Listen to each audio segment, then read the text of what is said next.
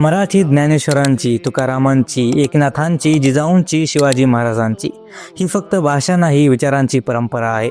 1290च्या सुमारास ज्ञानेश्वरांनी ज्ञानेश्वरी लिहिली, भगवद्गीतेचं मराठीत भाषांतर केलं. तुकारामांनी अभंगातून समतेचा आवाज दिला, एकनाथांनी भक्तीला समाज सुधारण्याचं रूप दिलं. राज्याभिषेकानंतर शिवरायांनी मराठीला राज्यकारभाराची भाषा केली. हीच मराठी पुढे झाली लोकमान्य टिळकांची, आगरकरांची, स्वातंत्र्यवीर सावरकरांची. हीच मराठी घडवते महात्मा फुले, राजर्षी शाहू महाराज, डॉक्टर बाबासाहेब आंबेडकर. आणि अभिमानाने सांगायचं झालं तर भारताच्या पहिल्या महिला डॉक्टर आनंदीबाई जोशी मराठी, भारताच्या पहिल्या महिला शिक्षिका सावित्रीबाई फुले मराठी, भारताच्या पहिल्या महिला पायलट दुर्गा बॅनर्जी मराठी, भारतीय चित्रपटसृष्टीचा पाया दादासाहेब फाल्के मराठी, भारताचा पहिला चित्रपट राजा हरिश्चंद्र मराठी.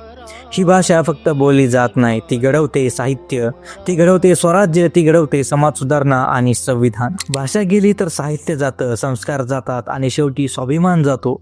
मराठी वाचवायची नाही, मराठी जगवायची आहे. जय महाराष्ट्र.